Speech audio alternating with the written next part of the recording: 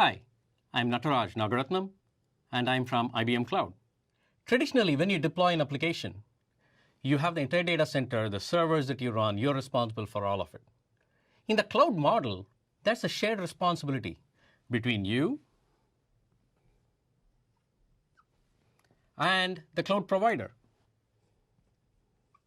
In a shared responsibility model, you need to rethink security on what your responsibility is and what cloud provider's responsibility is. Let's take platform as a service as an example. When you look at PaaS, you're building applications, migrating data to the cloud, and building applications running on the cloud. So you're responsible for securing the applications, the workload, and the data, while the cloud provider is responsible for managing the security of the platform so that it's compliant, it's secured from the perspective of network, the platform on down in terms of managing the containers, the runtime, and the isolation so that you have your own space within the platform. Whereas if you are adopting and migrating workloads to the cloud and you're using infrastructure as a service, then the cloud provider manages hypervisor on down if you're using virtual servers. Or if you're using bare metal, then you can completely control everything on up from the operating system, the virtual servers that you run, and the data you bring it on. So it's very important to understand the adoption model, whether you're consuming IaaS or PaaS, or if you're consuming SaaS, where the cloud provider manages all the applications and the security of it, and you worry about the data that you bring in and plan accordingly. So that's a very important thing because it's part of understanding your responsibility in ultimately managing the risk and compliance of the workloads and the data that you bring to cloud. Now, let's talk about architecture.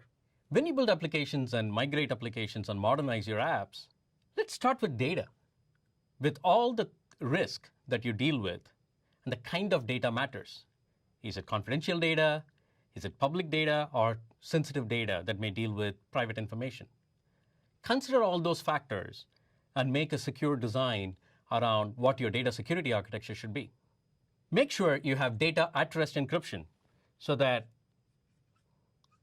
the data is always encrypted, whether you use a database as a service, object store as a service, or other ways to store data like block storage.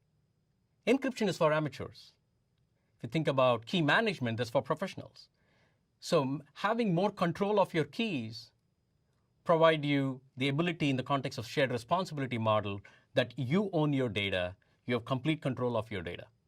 So as you think about key management, make sure you have an approach to think about if you're bringing confidential data, you want to bring your own keys. Maybe sensitive data, you want to keep your own keys. So that how much control of the keys you have and the hardware security module in which the key processing, the encryption, decryption operations happen, more control you have, more responsibility that you can take on. So encryption data at rest, data in motion, as it comes from services to data stores or applications, so that as you think about data coming all the way, your requests and API requests coming all the way, data in motion. And in the new world, we need to start thinking about when the application is actually processing the data, there is going to be data in its memory. So you can actually start to protect data using hardware-based technologies where you can protect in-memory data as well. So that when it is in use and in memory by the applications, you can protect it. So take a holistic approach to data protection at rest, in motion, in use, with full control of your keys. It can be bring your own keys, or even better, push the boundary with keep your own keys. The application that serves the data, it's not only about which application needs to have access. Make sure the data access is on only a need-by-need basis.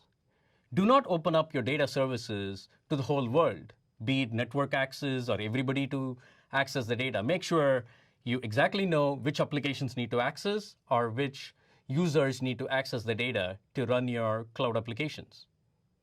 From an application viewpoint, make sure there are no vulnerabilities in your application. So scan your applications.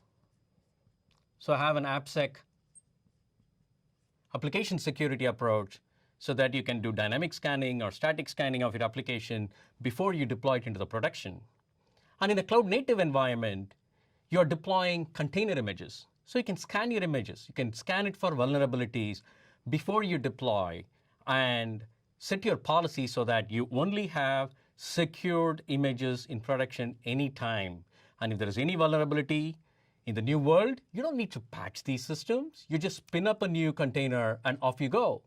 So that's the beauty of a cloud native approach, where you have security built in every step.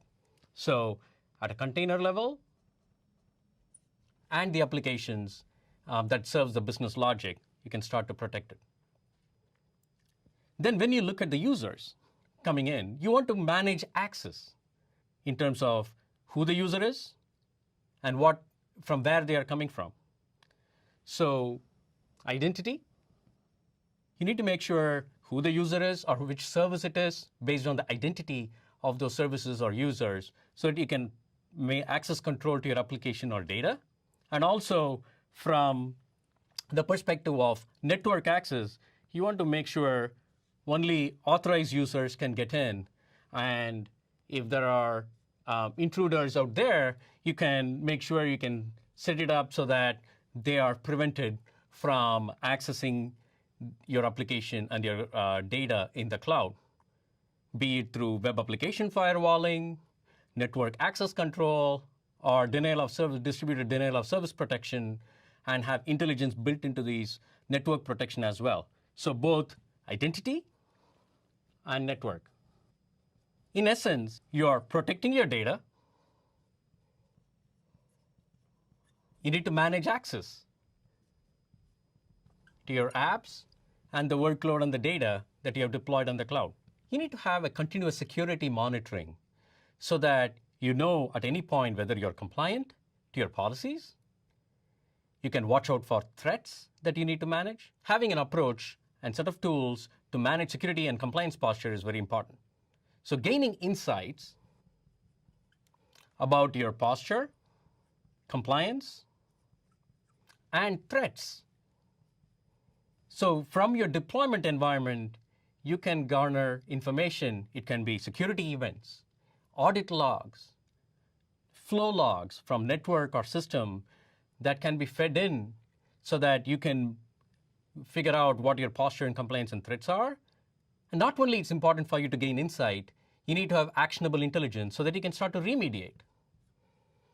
You may figure out there's a vulnerability, a container image that you have deployed is vulnerable, so you can respin the container, so you can remediate and spin up a new container. There may be a particular access from a network that seems to be coming in from a suspicious network IP address, so you can block that. So ability to gain visibility and insights, and having that insights and turn it into actionable intelligence and remediate is very important. So let's talk about DevOps. DevOps is about development and operations. Traditionally, we think about, okay, there's an application team that is doing the design and architecture, who are building code, and then you throw it over the wall for the enterprise security team to secure it and manage it. That should be rethought. Fundamentally, it's not just about dev and ops, but security need to be a forethought, not an afterthought.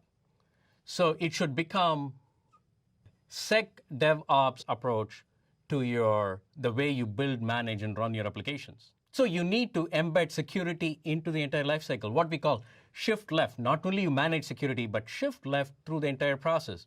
You need to have a secure design.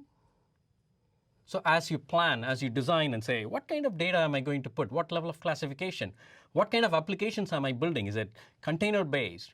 Is it a workload that I'm migrating? Take that into account, and what integrations you need to do so that you can plan it and architect it.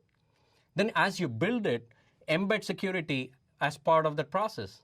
So you have security-aware applications. For example, you may want to encrypt data. If it is sensitive data, you may want to encrypt the data from your applications before you store into a data store. So secure build.